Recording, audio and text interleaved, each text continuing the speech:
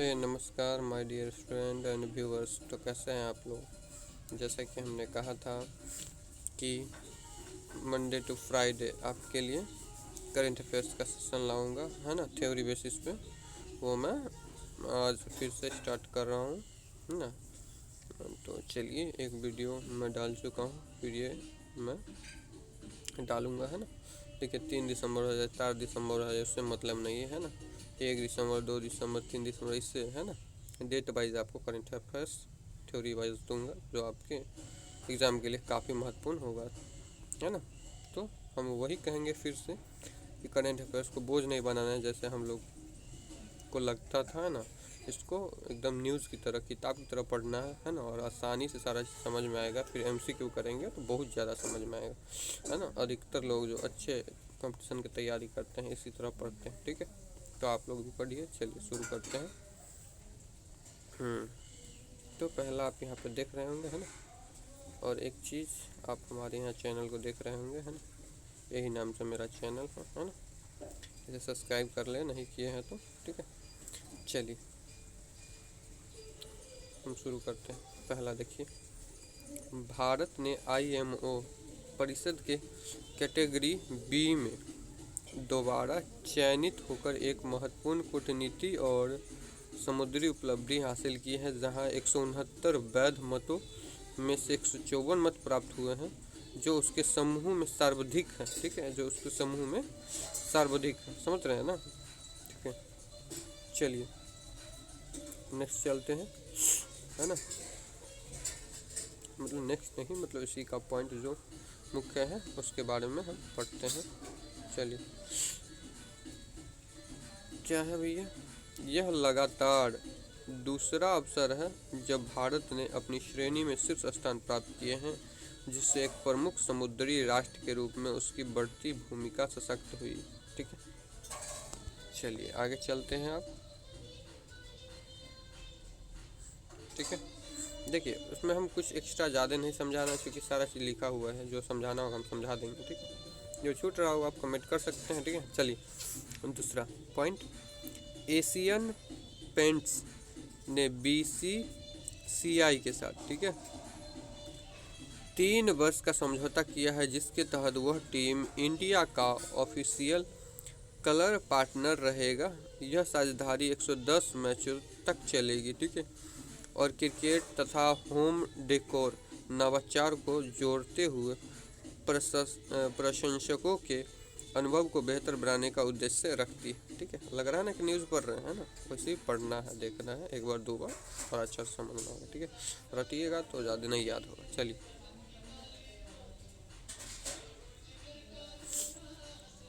तीसरा देखिए पॉइंट, भारत की पहली ग्लोबल एयरक्राफ्ट इंजन एमआरओ, ठीक है।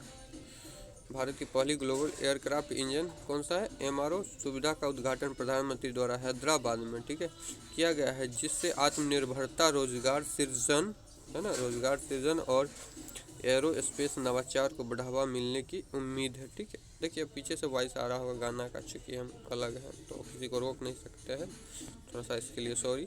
चलिए आगे नेक्स्ट,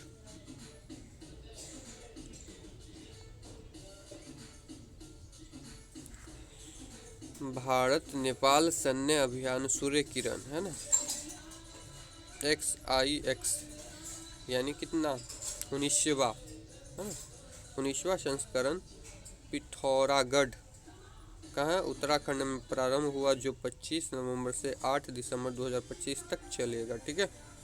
समझ रहे हैं ना।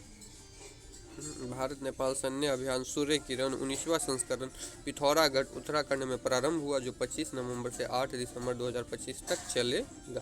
तो कुछ तुम्हें समझाने के लिए नहीं लग रहा है, सारा चीज़ दिया हुआ है, ठीक है। आगे देखिए,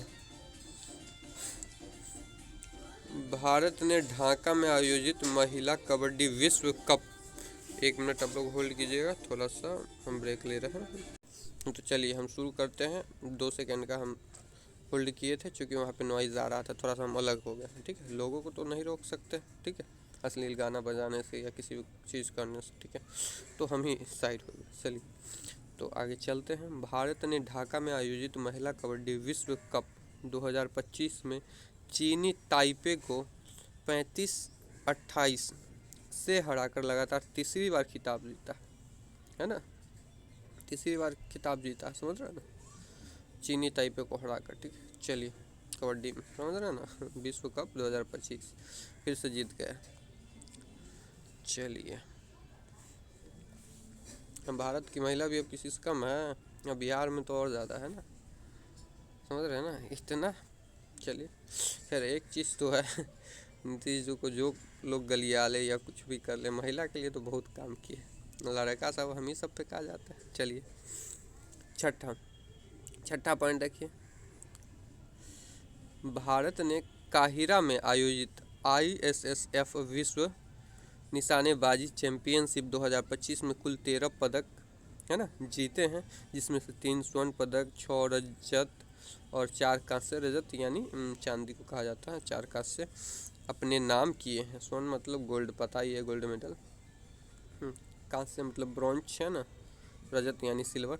चलिए इसमें जो महत्वपूर्ण चीज़ है जानने के लिए क्या है, अनीस भानवाला, ठीक है, अनीस भानवाला ने पहली बार किसी ओलंपिक इवेंट श्रेणी में तेज फायर पिस्टल में पदक जीतकर ऐतिहासिक उपलब्धि हासिल कर दी है। ठीक है, पहली बार कौन है, अनीस भानवाला ने। ठीक है, चलिए आगे चलते हैं।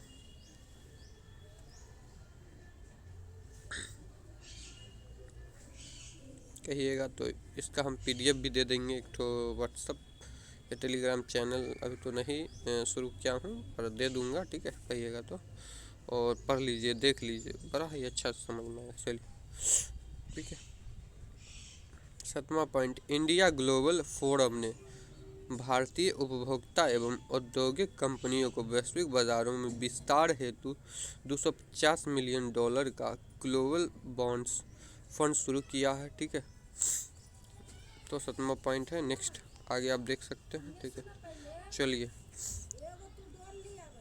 तो चलिए नेक्स्ट पॉइंट पे हम चलते हैं भैया, क्या है यहाँ पे है ना, आंध्र प्रदेश सरकार ने रायतू मिच्चसम नामक, है ना, याद रखिएगा, रायचू मिच्चसम, ये सब ऐसे ही नाम होता है दक्षिण भारत में, है ना, हंसना नहीं चाहिए, जैसे नाम इस प्रकार से होता है जैसे आपको है ना क्या क्या नाम दे दिया। ठीक है, तो आंध्र प्रदेश सरकार ने रायतू मिच्चसम नामक एक बड़े पैमाने की किसान सहायता योजना प्रारंभ की है, जो कृष्णा जिले, जो क्या भैया, कृष्णा जिले में लागू की जा रही है अभी, और भी आगे लागू किया जाएगा। ठीक है, और भी इसमें क्या महत्वपूर्ण चिन्ह है आंध्र प्रदेश के बारे में जो हमें जानना है करेंट अफेयर्स के लिए, स्टैटिक जीके के लिए। ठीक है, स्टैटिक जीके का ही प्रश्न।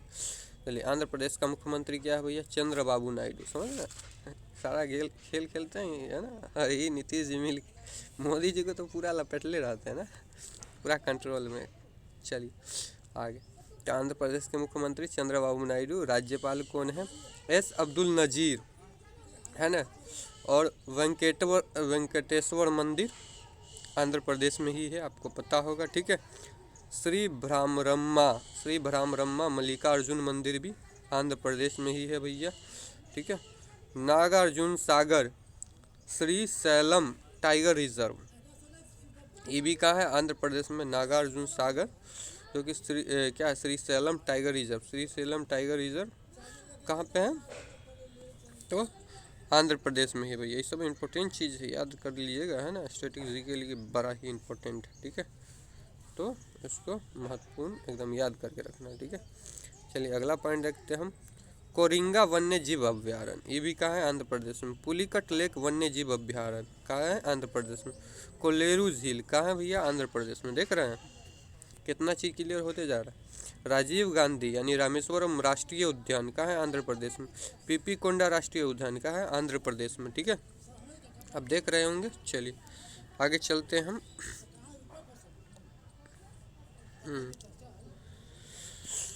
अगला पॉइंट देखिए, मुख्य चुनाव आयुक्त राजीव कुमार, कौन है, मुख्य चुनाव आयुक्त राजीव कुमार को इंटरनेशनल IDA 2026 के लिए अध्यक्ष चुना गया है, और वह 3 दिसंबर 2025 को स्टॉकहोम में अपना कार्यभार संभालेंगे। ठीक है, ये पढ़ने वाली बात है, एकदम न्यूज़ की तरह बोले ना। अभी कुछ आपको एक्स्ट्रा नहीं समझा है, एकदम न्यूज़ की तरह, किताब की तरह पढ़ना है, ठीक है। एकदम समझ में आएगा, है ना, एकदम आपकी भाषा में, जैसे कि बोझ ना बनाए, ठीक है। कुछ एक्स्ट्रा नहीं समझाना है, जो लिखा है वही पढ़ना है, वही आपको पढ़ना है, वही हम पढ़ा रहे हैं, ठीक है। फिर MCQ लाएंगे, तब देखिए आपको कैसा लगता है, ठीक है। चलिए नेक्स्ट 10वां पॉइंट, 44वां भारत अंतर्राष्ट्रीय व्यापार मेला IITF 2025 भारत मंडपम, ठीक है, भारत मंडपम में एक भारत श्रेष्ठ भारत थीम के साथ संपन्न हुआ, जिसमें 18 लाख से अधिक आगंतुकों ने भाग लिया। आगंतुक मतलब जो आते हैं, है ना, वहाँ पे घूमने के लिए जो भी आते हैं, मतलब सॉरी, जो उनको जो दूसरे देश से आते हैं, सभी को यानी देख रहा है ना यहाँ पे, इतना आगंतुक यहाँ पे आए थे। चलिए, दूसरे देश से आते हैं घूमने के लिए, वही है बात, समझ रहे हैं। आगंतुक जो आने वाले हैं ना, बाहर देश से घूमने वाले, घूम के आने वाले, भ्रमण यहाँ पे देखते हैं, ठीक है। चलिए, और इसकी एक चीज़, इसकी थीम क्या थी, एक भारत और श्रेष्ठ भारत, ठीक है। तो आपसे क्वेश्चन इस प्रकार से पूछा जाएगा, एक बार हम बता देते हैं, कभी कभी कल बता देंगे कि 44वां भारत अंतर्राष्ट्रीय व्यापार मेला, ठीक है, 2025 भारत मंडपम है का थीम क्या था, तो एक भारत श्रेष्ठ भारत। चलिए, जिसमें कितने आगंतुकों ने भाग लिए, मतलब लोग आए इसमें भाग लिए, तो 18 लाख। चलिए नेक्स्ट 11वां नंबर पॉइंट, 5वें खेलो इंडिया विश्वविद्यालय खेलों का, ठीक है। 5वें खेलो इंडिया विश्वविद्यालय खेलों का उद्घाटन जयपुर में सवाई मानसिंह स्टेडियम, है ना, सवाई राजा के बारे में तो आप लोग पढ़े होंगे बड़ा इतिहास में अच्छा से, ठीक है। तो चलिए 5वें खेलो इंडिया विश्वविद्यालय खेलों का उद्घाटन जयपुर के सवाई मानसिंह स्टेडियम में हुआ तथा राजस्थान 7 शहरों में विभिन्न आयोजनों की मेज़बानी कर रहा है, ठीक है। अब राजस्थान के बारे में क्या हमें जानना है जी के क्या हो सकता है ना, उसके बारे में। चलिए, मुख्यमंत्री कौन है राजस्थान का, भजन लाल शर्मा।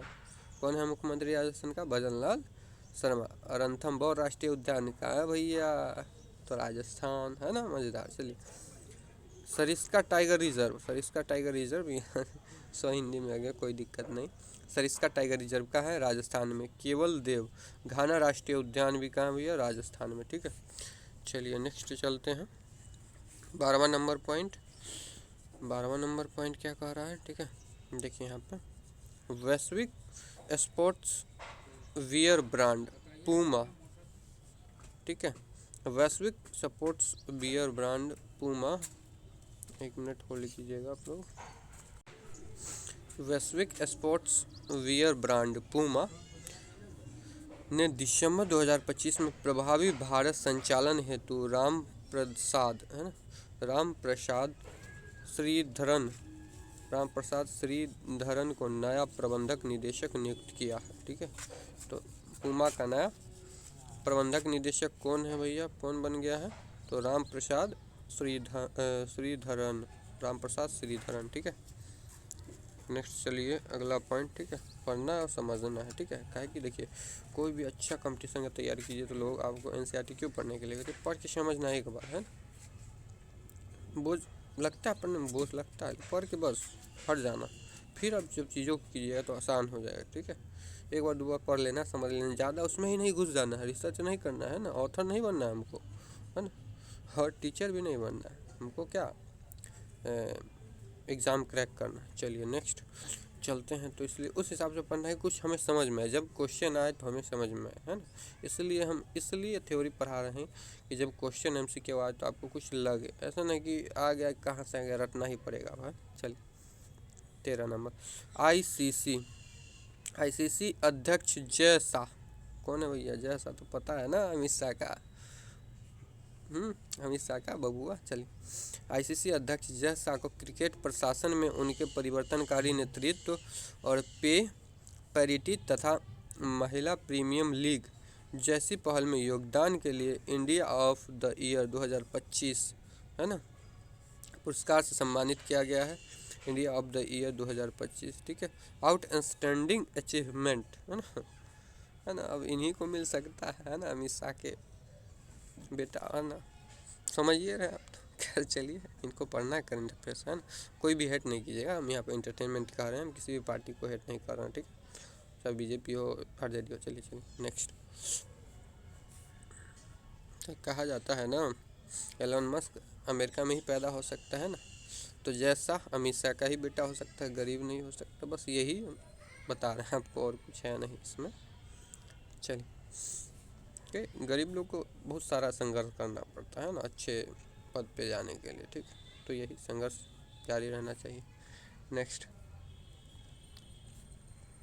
14 नंबर पॉइंट, तेलुगु साहित्य के प्रमुख रचनाकार बेलमाला, ठीक है, कौन है भैया, बेलमाला। तेलुगु साहित्य के प्रमुख रचनाकार बेलमाला सिमना, इनका पूरा नाम है बेलमाला सिमना को लोकनायक फाउंडेशन LNF लोकनायक फाउंडेशन साहित्य पुरस्कार 2025 के लिए चुना गया है, ठीक है।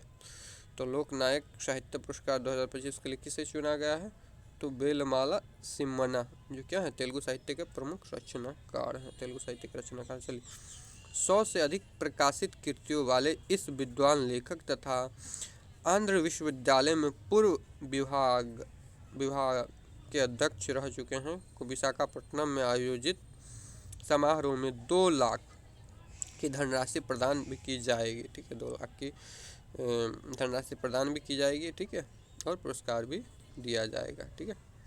चलिए, किस चीज़ का पुरस्कार दिया जाएगा, लोकनायक फाउंडेशन साहित्य पुरस्कार, ठीक है, 2025 इन्हें दिया जाएगा, किन्हें, बेलमाला सिमना, और 2 लाख की धनराशि भी इन्हें दी जाएगी, ठीक है, जो कहाँ आयोजित हो रहा है, विशाखापट्टनम में। चलिए आगे चलते हैं हम, अगला पॉइंट, ठीक है। चलो, अब एक ही पॉइंट बचा, ठीक है, सॉरी थोड़ा सा ये हो जाता है, ठीक है, इसके लिए आप घबराए ना। चलिए, 15वां नंबर पॉइंट और लास्ट है,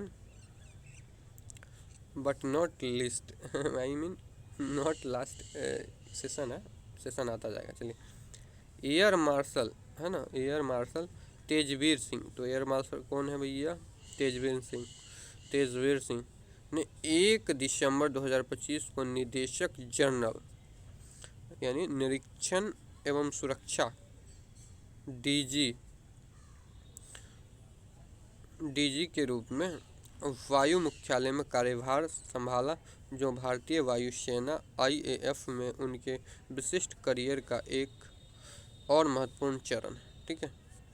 तो एयर मार्शल तेजवीर सिंह ने 1 दिसंबर 2025 को निदेशक जनरल है ना, यानी निरीक्षण एवं सुरक्षा DG INS के रूप में वायु मुख्यालय में कार्यभार संभाला है, वायु मुख्यालय में कार्यभार संभाला, जो भारत वायुसेना IAF में उनके विशिष्ट करियर का एक और महत्वपूर्ण चरण है, ठीक है। इसको पढ़ना और समझना है ना, कुछ भी एक्स्ट्रा नहीं समझना। चलिए, तो चलिए, कैसा लगा आपको सेशन, है ना, कमेंट करें, है ना, और लाइक करें और शेयर करें, और नए हैं तो सब्सक्राइब भी कर ले, ठीक है, और कंटिन्यू वॉच करते रहे, है ना। आपको थ्योरी बेसिस पे क्लास आएगा, 20 से 25 मिनट, आधे घंटे से अंदर का ही आएगा, है ना, और सारा चीज़ क्रिस्टल क्लियर हो जाएगा, ठीक है, हाँ, सारा चीज़ क्रिस्टल क्लियर, है ना, धीरे धीरे। और फिर जब MCQ लाऊंगा उसमें और भी कुछ समझाऊंगा, MCQ में थोड़ा बहुत समझाऊंगा, ठीक है, और यहाँ पे कुछ समझ लीजिए, सारा क्लियर हो जाए, ठीक है।